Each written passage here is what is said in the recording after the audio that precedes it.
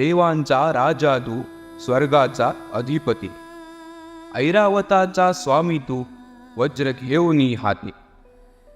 तुझ्या स्वागतासाठी सज्ज झाले सारे, मनात आमच्या वाहू लागले भक्तीचे वारे. आम्हा अजाण लेकरांना सांभाळ तूच, मायेची छाया देणार आभाळ तूच, मायेची छाया देणार आभाळ तूच.